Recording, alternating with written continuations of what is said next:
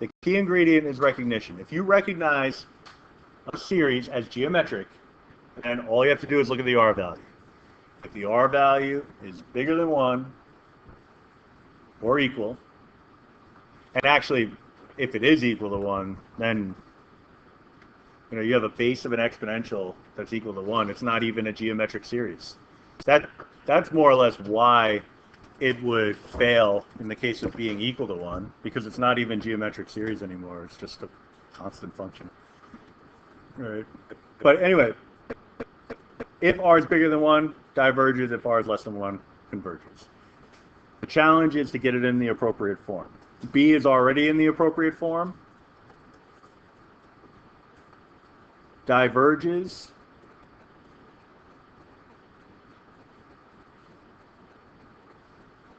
And then a statement for why it diverges if there's no math to show. All right. I'll say by geometric series test, and then specifically because the R value is greater than or equal to 1. That would be converging. Evidence, go away. Oh, come on.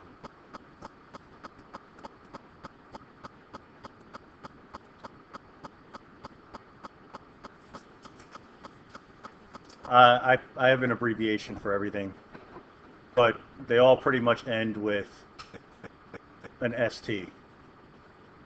So you'll see. We'll have the power series. PSC. But sometimes like the direct comparison test, which of course would be the DCT. Okay, so basically any abbreviation that I can look at and say, yeah, okay, that could stand for the right answer, I'm going to count as the right answer. All right. So when in doubt, roll the dice, make up an acronym, hope it's right. All right. This we can rewrite. Since we've already done it, we can kind of steal what we've written it as in the previous page. 3 times 1/2 to the nth. So it converges. By the geometric series test, specifically because the R value is less than 1. All right. In an exponential function, it'll converge on a particular number if you have a fractional base. It's the old analogy. I don't even know if it's an analogy. Sometimes words escape me. But you ever do that problem with the bouncy ball? Or maybe you never actually used the bouncy ball, but it was in like a word problem. Charlie drops the bouncy ball, and after the first bounce, it reaches half the original height. Then on the second bounce, it's half of the second height, and half the third height, and half the fourth height, and so on. Eventually, where is it going to go? It's eventually going to be resting on the ground. Okay? Now, there's the paradoxical relationship that says, well, if you're always from half the previous value, how can you ever get to 0? But we know what it's approaching. That's where limits come into play. But have you seen those paradox? So that's really the idea behind a geometric series. So if the base is fractional, what this is telling us is that we're starting off with a value 3, so 3 feet off the ground. Off the first bounce, it'll be half its original height. Then half of that, and half of that, and half of that, and half of that, and half of that. Right? And keep on going until we run out of keep on going. This one is going to increase. Right? So it's going to be 1.5 times its original height. So when does that stop? Common sense-wise, it doesn't. Right? So if each sequence along, I'm going to, forget about 1.5, just make it simple. I'm going to double my height for a second. Will I ever stop increasing my height? Every step down the line I take, my height will be double what it was previously. So it's going to increase without bound, therefore becoming infinity, right? And that's justification for why it diverges. So then we have the nth term test for divergence. And again, you'll notice here, I said I was highlighting the relevant pieces here. And then I applied the relevant pieces. I never stated what it was converging to. I mean, I know we did it on the previous page, but that's not relevant. That's the whole computer programming analogy I made before. I just need to know that there will be a sum. If I have to brute force it with technology, I can. Right? I just need to know that it's a worthwhile endeavor.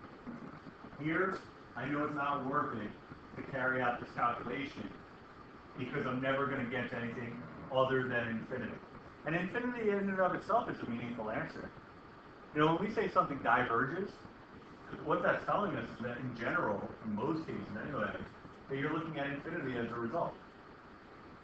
Okay, so that's like kind of like a limit problem where the answer was infinity. It's an answer, it's a meaningful answer. It's just not a finite value, right? And there's nothing wrong with that. All right, the nth term test for divergence, it's the same kind of vein here where we're saying, I don't care what it would be converging to, I just care whether it is converging. The nth term test for divergence will really only tell us that a series is diverging. All right. So if it quote unquote passes the nth term test, we know we have a divergent series. If it fails this test, that's where things get a little weird. This is like the first stop past the calculator. Calculator, you do, like if you just need the answer and you don't have to show any work, calculator. You got to show work, start with the nth term test, because if it gets you divergence, then you're done. Once you demonstrate divergence, it's over. But if you fail this test, not the test, it's like the nth term test. If your series doesn't pass the nth term test, then it still could converge or diverge. It just means you have to use a different technique. And that's the part we don't like. All right, the uncertainty of it. All right, so if the limit as n approaches infinity is not equal to 0, or really it should say is equal to dne. I don't know how anything could be equal to dne, but people have interpreted it in the past as not equal to, not equal to 0 or dne. So is it not equal to dne, or there's confusion? So if the answer to the limit problem is either something other than 0 or dne, then you're looking at a series that diverges. If it is equal to 0, that's the thing that we're rooting against, because that means we don't know anything. Right? Because then it means it could be convergent or divergent. We just wasted our time. You didn't really waste your time because the nth term test is the easiest one to do. So what we're getting at here is the idea, here's my a sub n, that I just want to take the limit of this as n approaches infinity.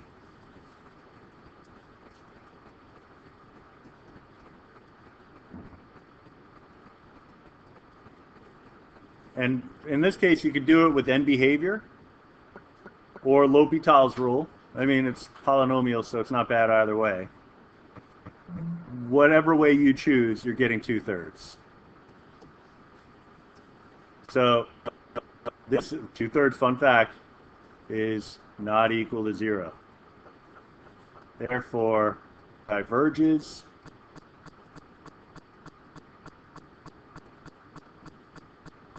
by the nth term test.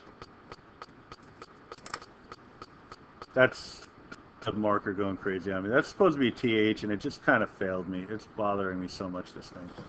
Nth term test.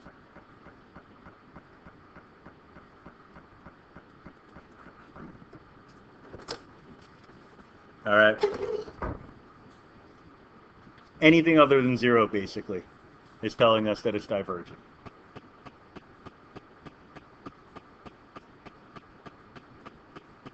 I look at number, or part A, and your eyes immediately take you to part B, and you're like, what the hell am I supposed to do with that one? I love those problems. They look like they'd be so terrible to do. They're not. They're not at all. So n factorial, just a quick review of that. If I had something like 5 factorial, just kind of chuck it in here. 5 factorial would be 5 times 4 times 3 times 2 times 1.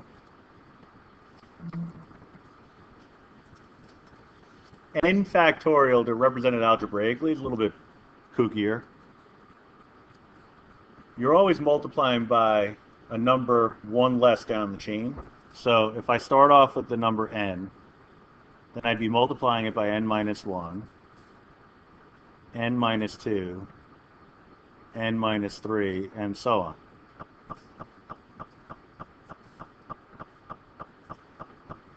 All right, so how does that connect here? Well, if I look at, I'll just start off with the expansion a little bit. I'll write my limit as n approaches infinity. It's still going to be n factorial, at least in the early going, n factorial over 2 n factorial plus 1. And that would be the limit as n approaches infinity. So I'll just start writing the definition of n factorial. I'll use parentheses this time, though. N minus 1, n minus 2, and I'll just go dot, dot, dot. And that would be over 2 times n minus 1 times n minus 2, dot, dot, dot. And then eventually, after I've taken care of my factorial, there would be a plus 1, a lone plus 1 at the end.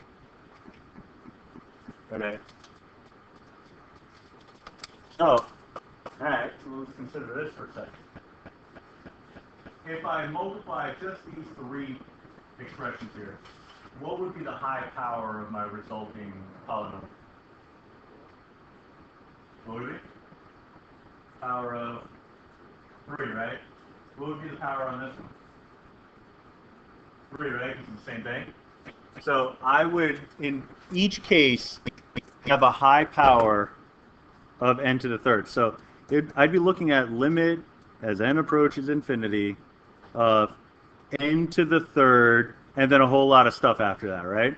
And on the bottom, it would be 2n to the third with a whole lot of stuff after that, and then eventually a plus 1. All right? So then when you look at it like that, how is it any different from part A? You could do M behavior model, or you could do L'Hopital's rule. If you do M behavior model, you're going to get a 1/2 out of this, which is not equal to 0, fun fact. And therefore, we're looking at something that, again, diverges by the nth term test. All right? So again, it's only 0 that's a bad. You get 0 as a result. That means that the test is a waste of time. You got to do something else. In this case, yeah, okay, I agree. It was a waste of time. I think I beg to differ in part A. I don't think it was a waste of time. Because even though it didn't bear out, it could have. If it did, you can have any work to do after that. It didn't, but it only took us like 10 seconds. Does x factorial have a derivative? X factorial has a derivative, but I gotta think. I can't remember off the top of my head what it is, but there is. Because regardless of how you expand it out, it's still some variation of Pascal's triangle, so you can always move one step up the ladder from where you are. It's just I can't remember how to express that movement. Okay. I'll put it on my list of things to figure out because I'd like to know the answer to that also. All right. The next one, a little more fun to look at, but we could actually break up this fraction. I mean, we're still going to do the limit as n approaches infinity, but I'm going to write it as 3 to the nth over 3 to the nth minus 2 over 3 to the nth.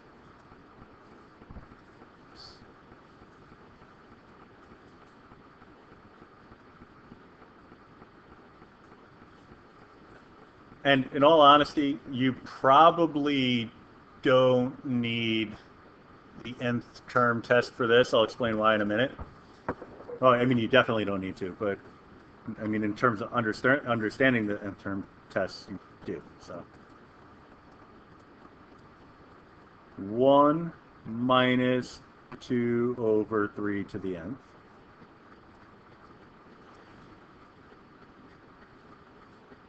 When you put it like this, I think it becomes hopefully more obvious why it's going to be a divergence situation. I'm trying to make it as explicit as possible.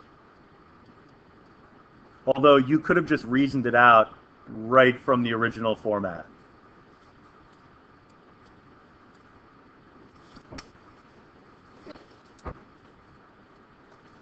All right, so I broke it up. 3 to the nth over 3 to the nth is equal to 1. This part is itself, because everything is out there. Break up the limit. Limit of a constant is the constant itself. Here we have a constant over some form of infinity, so the second part's going to 0. So we're looking at 1 minus 0, and that would be equal to 1, which is not equal to 0. In order to be anything other than divergent, my arrow doesn't show up. Here's an arrow. It looks wonderful on my screen. It goes from here all the way around, then points to the divergence by Nth Term Test. You could do all that, but if you just needed any directions, determine whether they converge or diverge. You can kind of get a sense of it here just by sort of looking at the relationship. Okay, so 3 to the nth minus 2, 3 to the nth on the bottom. So we're looking at something that's divergent, which means that the sum is not settling on a particular value. But if you just think about what the actual nth term would be, you know, you could apply an infinity to that if you want, but the idea would be, well, is the numerator is the denominator outpacing the numerator so fast that the fraction would go to 0? And the answer is no, because the numerator would be like, it would be infinity minus a smidge, bless you, bless you, bless you, and the trifecta. It would be a smidge less than infinity over infinity. All right, so that's not really telling us that it's going to 0. I mean, if it were like 2 over infinity, you know, that's a case where it's going to 0 because the top is remaining unchanged while the bottom is growing without restriction. But here the top would be growing also. So there's no reason to think that it would be zeroing in on a particular value just by looking at the function. So the suspicion going in ought to be that it's probably divergent. Calculator can support that, but that also has the nth term test to fall down. All right. And again, it's a good test. Once it shows divergent, you're done. Problem solved. It's when it's inconclusive that you have more work to do. More work might come in the form of something called a telescoping series. And it's kind of, I think this is my favorite probably. Because it's kind of cool, just the way it plays out. I'll show you a little bit of the expansion, just to get a feel for it. If I plug in a 1 for n,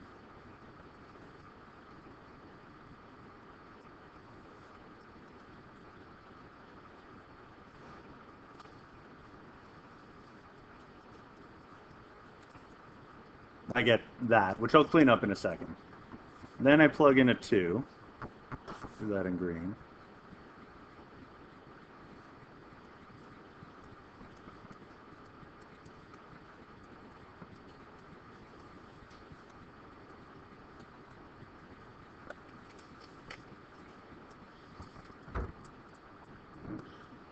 And I'm going to skip a bunch along the way. I'll do the first 2, 1 and 2, and then I'll do the quote-unquote last 2. So the first, so this would be n equal to 1. Well, actually it'd be a capital N. That's how we distinguish the difference between the two. The capital represents the particular moment along the journey.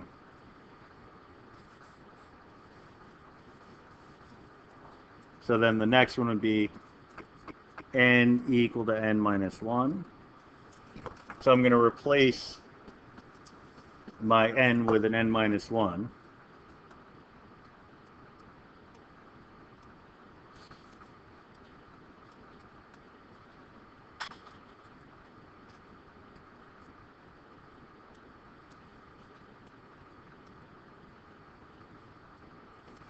And then the last one would be, let me just bring it down a little bit, just the nth term itself.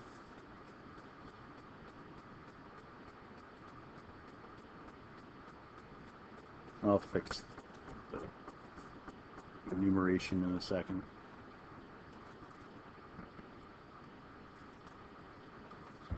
And so n equals n. That would be just these guys in their original state.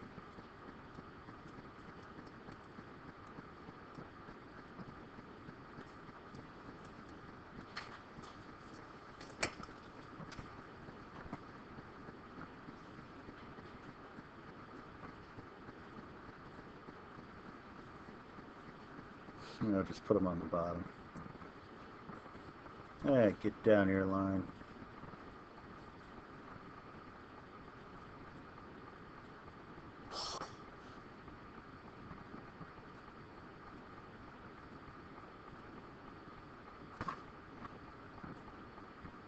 Son of a gun.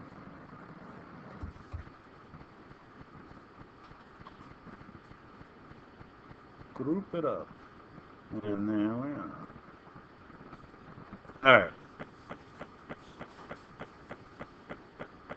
I spare you all the gory details of, alright, let's try the Nth Term Test. Oh, that didn't work. Let's try our calculator. Alright, that's frustrating.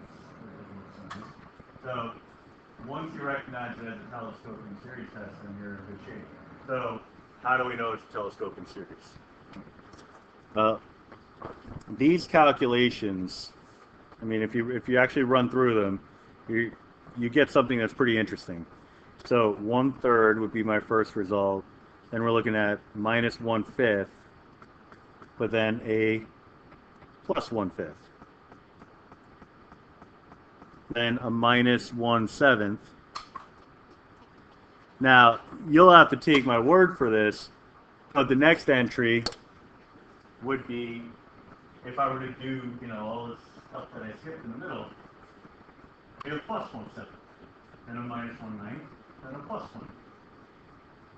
Right? So we're getting that that oscillation back and forth between positives and negatives. And so continuing on down the line into the variable parts of it, I can clean it up, and when I do, I get 1 over 2n minus 1, I think.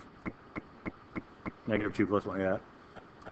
And then 1 over 2n plus 1.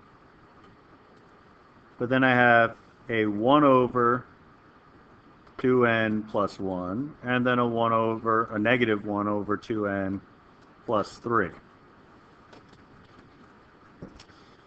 All right, so what does that tell you? Well, if we're taking it kind of on faith, and you don't have to take it on faith. You can try a few more values. I only did the first, n equals 1, n equals 2. You do 3, 4, 5. Really prove to myself what's happening. Negative 1/5 cancels with positive 1/5. Negative 1/7 will cancel with positive 1/7. Somewhere down the line, we're going to have a negative 1 over 2n minus 1. Right? So these cancel. This would cancel. This would cancel with its counterpart. These two cancel with each other. The whole thing collapses down to 1/3 minus 1 over 2n plus 3. All right? So,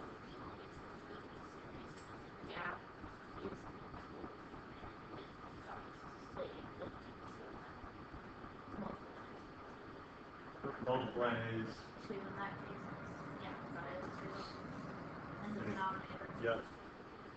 Yeah, you have to have that relationship. If you notice, there's definitely going to be a subtraction, but constant multiples that are consistent with one another within two fractional denominators, then That's your indicator.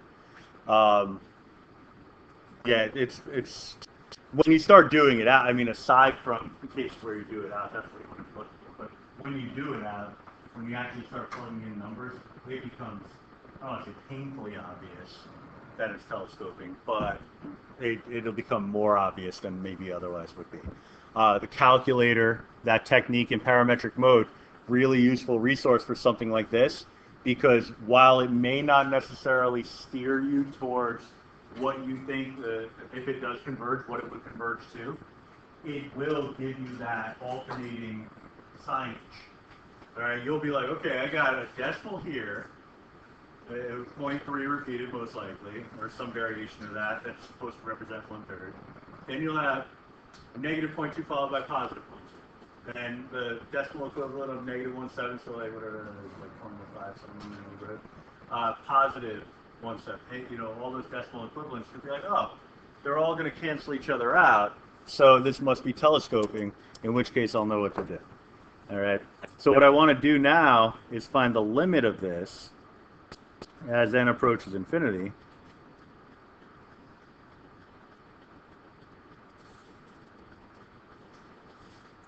The first part's going to 1/3, the second part is going to 0, and so the result would be 1/3.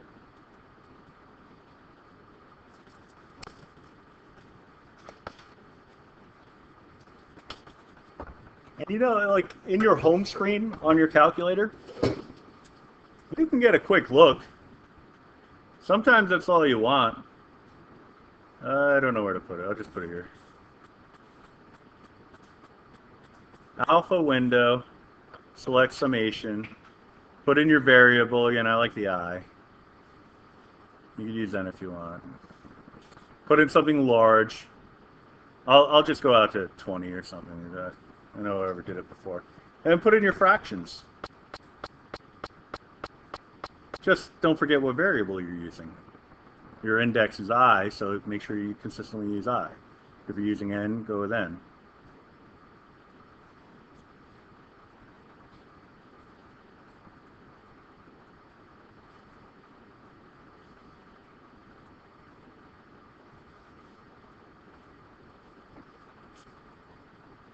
All right, so try that, see what comes up.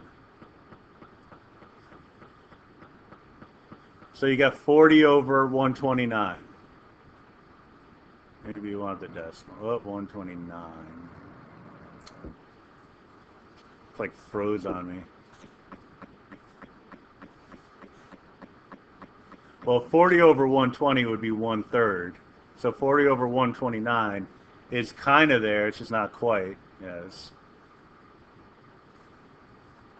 Yeah. I'm like locked out. Nothing's working. All right, but you could try increasing the value. All right, so after 20, we didn't quite get there. Try 30, try 40, try 100, whatever. And then you'll close in on what the convergent value would be, if it is going to converge onto a particular number. In this case, 1/3. All right, so the telescoping series test actually tells you what it converges to, right? As opposed to the nth term test, which tells you only, and same thing with the geometric series test, only whether or not it converges. Telescoping series test will actually tell you what if it will converge, what it will converge on, what particular number.